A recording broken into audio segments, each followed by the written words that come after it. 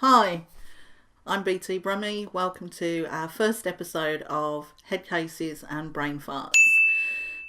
Now, apparently, I have to do the right thing and remind you I am not a medical professional. I'm not a doctor, I'm not a nurse, I'm not anything. What I am is a fellow Brain Tumour Warrior. Now, I was diagnosed in January 2016, so I'm quite a way into this journey now.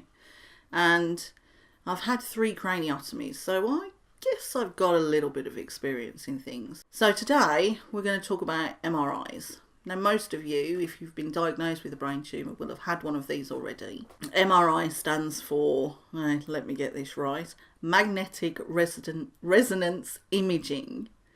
And basically it uses magnets and radio waves in order to take pictures of the inside of your body. In our case, our heads normally. Because MRIs are magnetic, there are a few people out there that definitely shouldn't go anywhere near them. This is why you're usually given a huge questionnaire in the post that you need to fill out before you go anywhere near them. You're usually sort of told in these questions if there's going to be a problem or not. So please make sure you read the questionnaire carefully.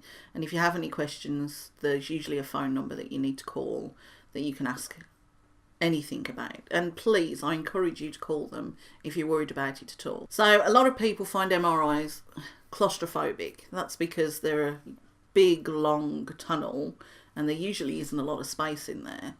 And because we have our heads from the top right through to the bottom of our neck, we go about 2/3 of our body weight into them, so it can get very scary. But there are things they can do to make this process easier. If you know you're going to get claustrophobic, if you think you might get claustrophobic, you have a couple of choices. You can talk to your GP first, tell them how you feel about it. They can talk you through the whole process usually.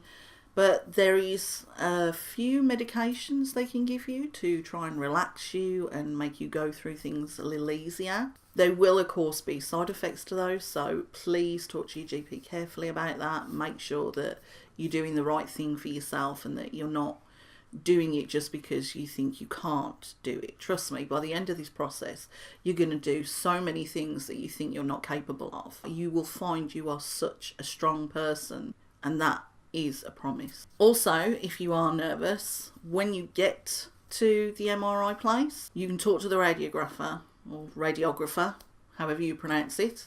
Remember, I am a Brummie.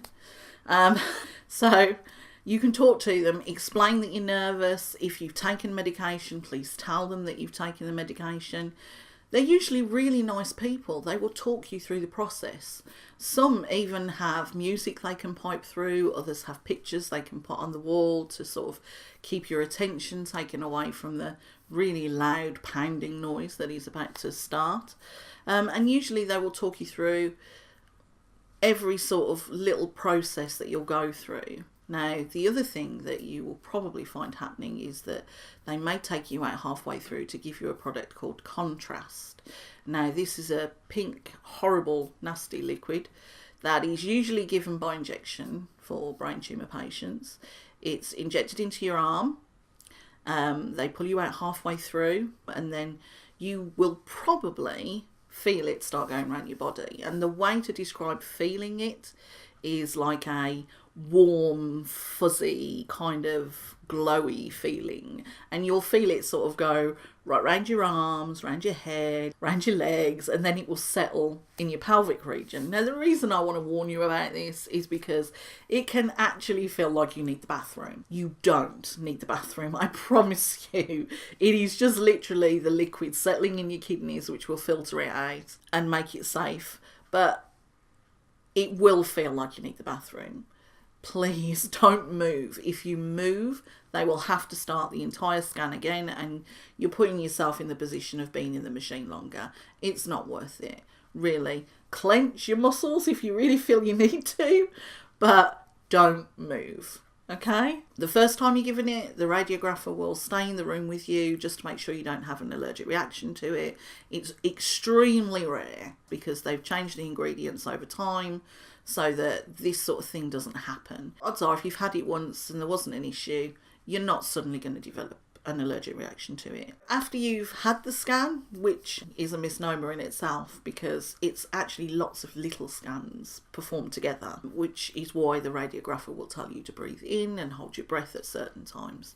So as long as you follow their instructions, you won't have any problems. Now, once you've finished, you'll be able to go home as normal. If you've taken any medication, might be an idea to have someone with you just to make sure you get home okay, because you might still be a little bit fuzzy, a little bit happy, shall we say. But the scan results usually take a couple of weeks to get back to whoever it is that's requested them, whether it's your neurologist or your neurosurgeon or even your GP. Usually 2 to 3 weeks later you'll get the results. You'll either be called in and have an appointment, or they'll send you the results via a letter. Sometimes you'll get a copy of that letter. Other times the letter will just go straight to the person that requested the MRI, and then they will contact you and give you the results themselves. I would say though, if you haven't heard anything after about 3 weeks, it might be an idea to contact whoever it was that ordered the scan and just sort of say, look, what's going on?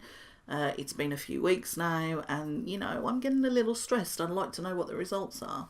And then they can use their skills to chase it up themselves. That's MRIs in a nutshell, really. I mean, the only reason I'm not going into even more detail is because most of you by now are probably complete pros at this. You've been there, you've done that, and you know all about it. Unfortunately, if this is your first time having an MRI and your first time learning anything about them, by the end of this process, you will be an expert on them. And, you know, although I wouldn't say you ever get really used to having them, they do become less stressful over time because you adjust like you do with anything nowadays.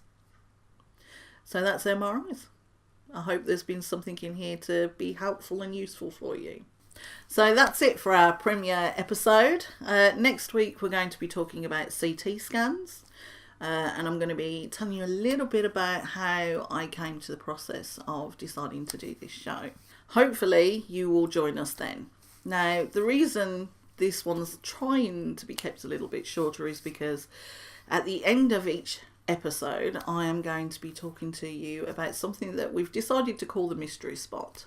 And basically that is going to be me kind of talking to you about another YouTuber or another video or something that I've watched and that I found funny, because there's nothing worse than sitting and watching a video about something incredibly depressing, and let's face it, brain tumours definitely fall in that category, and then having to go off and finish your day or do whatever it is you were doing. There's nothing like a bit of humour just to sort of cheer yourself back up and make yourself feel a little bit better. Now, obviously everybody's humour's different. You may look at it and think, what a waste of time. But for me, I find this guy highly entertaining.